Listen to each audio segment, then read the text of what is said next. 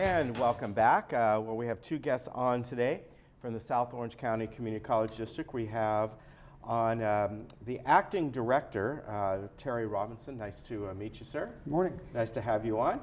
And then we have Estella Castillo-Garrison, and you are the dean of the program, right? I am, yep. And you're actually, what you oversee are all the community education programs as well, right? Mm-hmm. I'm the Dean of Community Education, Emeritus Institute, and K-12 Partnerships.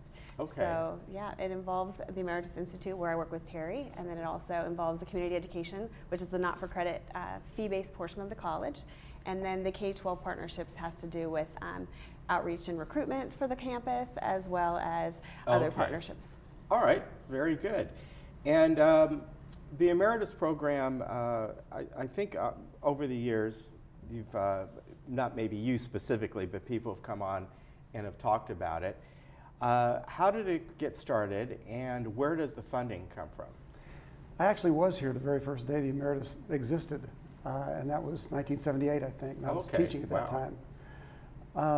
It is an instructional program, just like any instructional program on campus: fine arts, communications, business science. The curriculum is state approved, and so we generate state apportionment just as any program would on campus. The differences in our program are that they're primarily non-credit. They're designed after the for-credit programs on campus, but they're designed specifically for older adults. So we don't have midterms, we don't have grades, but we have all the other academic qualities that go along with an academic program: state-approved curricula, the hiring of faculty that have the same qualifications as on-campus faculty do. And our programs are offered off campus. They're offered in the community that's convenient for older adults to actually attend those classes. Okay, all right, very good.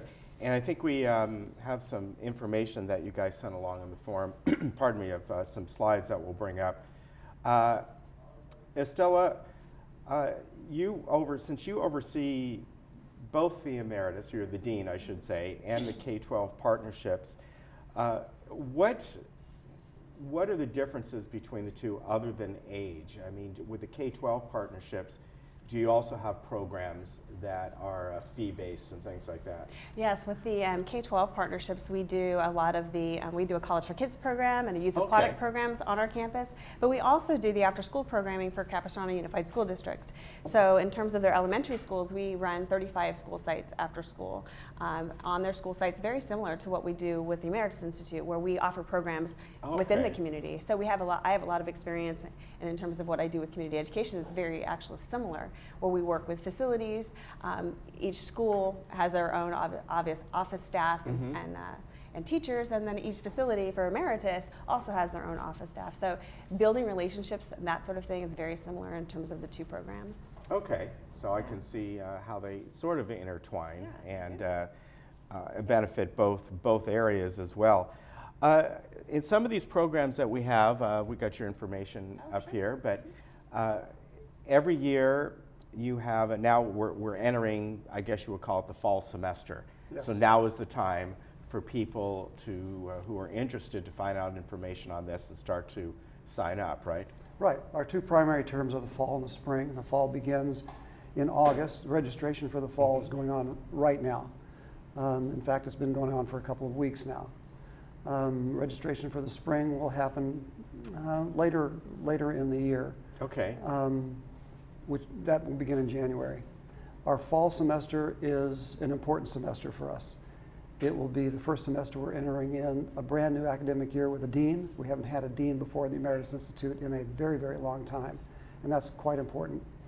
It's an opportunity for us to add some classes to the schedule. The college has given us permission to grow the Emeritus Institute a bit in the fall and the spring of this year. So consequently, we've added 8 new classes to the schedule after the scheduled classes was published. Okay. And we'll probably be adding another 8 new classes in the spring as well. So this is a really big year for the Emeritus Institute. Can people go online and register as well? People can register online. Okay. They can register in person. We have sites off campus. They can register on campus. And if they're really having difficulty, they can always touch base with the Emeritus office, and we'll be glad to help anybody. Okay. some of the new classes, are these the ones you are listed here that did not get into the regular program? Right, those okay. are the new classes. And I know that it's hard to see at home and on screen, but you know, you got some health and wellness, balance and Pilates and things like that, which we've offered. I think the Pilates class, I think our recreation, I think the person that does that works with you folks, I believe. Because I remember when they've talked about that, they said if you're enrolled with the Saddleback one, then you're already enrolled, you don't have to pay the extra fee or something like that. But we've talked about that one quite a bit. Right. And then the conversational Spanish and modern world culture, so film and literature, so quite a bit is being offered here. Right. If these classes, is the only way they're going to find out is going online for them, or are they in the book? They're actually listed on our website. Okay. If someone wants All right, to very identify good. these brand new classes, they can go to the website. Okay. It tells you right there at the bottom where the website is. Okay, very good. So saddleback.edu/emeritus. How long have you been dean of? Is just the first year as far as the emeritus? In terms of my deanship, it started in the beginning of April. Okay. So that is relatively new. I've been with Saddleback College for over 9 years. I was the director of community education, so that was the department that I oversaw. So now the community education emeritus and K-12 have been put together as a division, and so that's where my new role is. Okay, and how are you doing so far? Are you enjoying it? It's absolutely fantastic. I've known obviously about the emeritus for a number of years because I worked side by side with the past director, Sandy Marzelli, before she retired, and so I knew all about it. But having stepped in this new role and actually going out with Terry into the classroom, it's fantastic. It's definitely a different experience in terms of walking into the classroom and seeing the engagement between the students and the faculty. It's been really wonderful for me to be part of that, and I look forward to supporting the Emeritus Institute moving forward. Are there other places that the Emeritus Institutes where they have classes like this? Statewide, I mean, is this a statewide program or is it by district? How does it work? It is by district, and Okay. there are a number of programs up and down the state in the community college system. Mm-hmm. None, we like to think, are quite as big or quite as comprehensive as our program. Right now, the state has concluded a hard look at funding for these types of programs, trying to understand exactly what it means to the community, to offer academic programs to older adults for non-credit, and still provide state funding for that. The first round of those discussions has concluded in a very positive way. The state has taken a look and said, maybe we should continue funding this for another couple of years and stretch this discussion out. And we're happy about that. We see the long-term viability of non-credit programs for older adults as very, very positive at the state level. How does this differ from what we've always had, adult education? I mean, that's been around forever, it seems. We like to think of our program as not just continuing education, but education throughout your life. Frequently, adult ed programs allow people to retrain for jobs, allow them to move into certificate programs, learn new skills. Our students can do that, but learning just for learning's sake, lifelong learning, becomes a very, very important issue. I think across the country right now, when you see the aging population growing, education becomes a very, very important part of being older. Sometimes I think maybe you have to be older to understand that, but we do in the Emeritus Institute, and we've got a great relationship with our older population in our service area.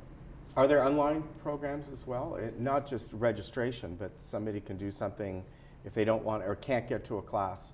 There's things they can learn that way. Yeah, go ahead. Well, I think one of the important parts, the components of classes for older adults is the social component. Actually getting into a room with other older adults, exchanging ideas, learning new things. We haven't had great success with online classes for older adults for that reason. We are continuing to explore that because we think there are opportunities to do something called a hybrid class, where perhaps 50% of the class would be done online and the rest of the class would be done in a room someplace, in a classroom someplace where they could all meet. So online classes is something we continue to explore. Okay, very good. Every year or every semester you add different kinds of classes. Are there some you take away that you just find that, you know, over the years, this what this class was all about is just kind of faded away and people have other interests now. Do you see that happen? We have had some classes that we have let go.